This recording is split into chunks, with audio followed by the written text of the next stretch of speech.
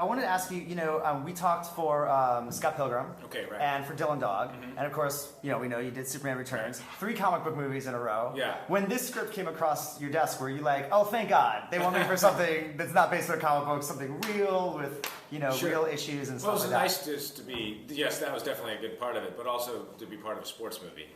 I love sports movies, I love sports, so even in a sport that I didn't know so well, I was still excited to have that be part of my resume now. Absolutely. Well, and then what was, like you said, you weren't that familiar with lacrosse.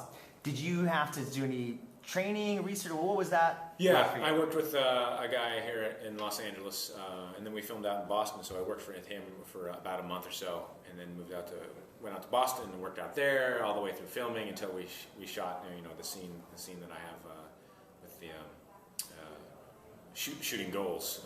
So I had to look like I kind of knew what I was doing, and I think apparently I did a passing grade. I had a passing grade. Oh yeah, I wouldn't have known the difference. So do you have skills now? Can you handle a stick? Yeah. Okay, I can cradle and do a couple different pickups and I know some dodges and other lacrosse stuff. But yeah. And then obviously the Native American aspect of the film. I read that you are partly Native American as well. Yeah. Did you kind of gravitate? Did you like that aspect of the film, and then sort of do some own research into your own heritage? Yeah, absolutely. It didn't really help me get. I wasn't able to get further into my specific heritage, but just being a part of the culture and kind of the spirit. Although not all Native American tribes have the same.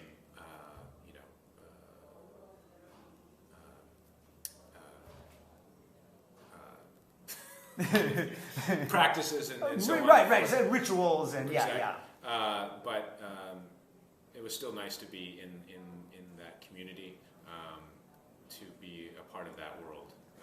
Were you aware, because I learned it from the film, that lacrosse, comes from it. So were you aware of that? I did know that. I did know that. We'd done in 8th grade. I think we'd done like a week segment of lacrosse, and that was one of the things that they told us. That was the only exposure I had to lacrosse. There was nowhere else to play it. They were just as a teaching moment that they taught us. Right. The Native Americans. And then when you were reading this, it kind of came, that moment from childhood kind of came back. Exactly. Yeah. I wanted to talk a little bit about Joe's confliction in the film, because obviously he has a conflict between his own personal goals and agenda, and then helping his sister and the team, and his own beliefs to his heritage. Could you talk a little bit about the conflict and what your character goes through in the film?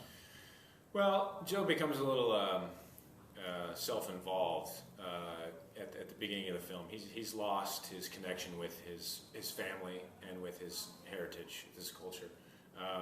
He thinks he's doing the right thing. He thinks he's trying to make money for the reservation, to build schools, to do these things, to get jobs, but he's kind of doing it in the wrong way. So part of his journey is to reconnect and to find a clearer path of achieving his goals, and to also have his father understand where he's coming from. So they both have to come to an understanding through the course of the movie. Yeah, well, and then of course his wanting to help his sister, and talk a little bit about that relationship with Nady, and then obviously coming onto the lacrosse team. Well, I think Joe has lacrosse has left a bad taste in his mouth, and you find out why in the movie. And part of that, part of his relationship with the sister is wrapped up in that. So he kind of is distant from her in a way because she reminds him of his bad experience with lacrosse, and so he doesn't have the relationship with her that he'd like to, I think. And so when that stuff happens, sometimes you just start to ignore it. You just ignore it, and you just don't talk to those people, and you're not in their lives as much. It's easier to deal with it that way. But he's forced to confront that, through the movie, because she's basically his assistant coach, and so she challenges him a lot to rethink his attitude and to come to terms with the selfishness that he's how selfish he's being. Yeah, it reminded me. This might sound kind of oddball, but it reminded me in a lot of ways of Rain Man.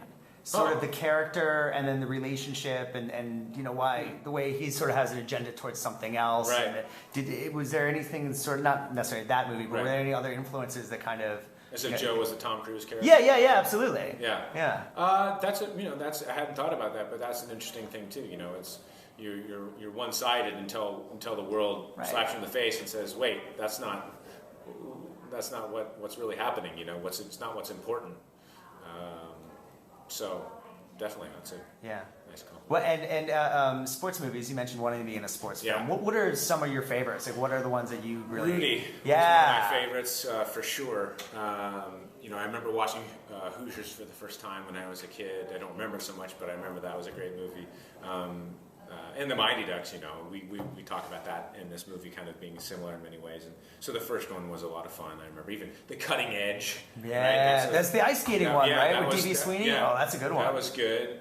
Good romance story there. And, you know, for something out of the box. And Varsity Blues is always fun, too. Varsity Blues is a great one, too. Yeah.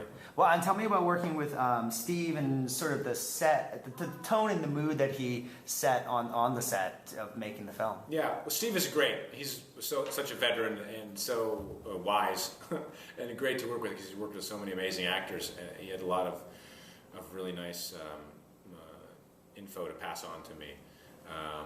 What did you sort of learn from him? Well, you know, I think one of the things was, you know, as an actor, as a mostly film and television actor, you still do a lot of, I grew up kind of doing some theater and theater classes and stuff, and so you're taught that the word is God. Right. And that's true in theater because the writers spend time, hours and days and months and years writing plays, and it's a different medium. But when you're talking about film and television, it's not that they don't spend time. It's just that the director is God in this medium, and things that sound good written, when you read them, are great. But when vocalized, some things don't work. So he had that was just a nice way of explaining that sometimes when I see what's on the page, it doesn't translate. It doesn't feel natural coming out. Right. So feel free to change little pieces, invert this, change this around. That's okay with me. You know, he was okay with that, which as an actor just gives you a little bit more freedom to be more natural and to be more free in a film and television style. Yeah, that's great. Well, finally, last question I just want to ask you. Obviously, as I mentioned before, done 3 comic book based movies. Right. If a comic book script ever came across your desk again, I mean, are you just not interested in that kind of thing, or would you be open to doing something else? It just depends on the role and the script and the comic and all those things. I mean, I don't say no to outright to anything. There's, you know, you can find value in a lot of things. So yeah, so if the right project came across, awesome. And never say never. Yeah, never say. It's definitely in this business for sure.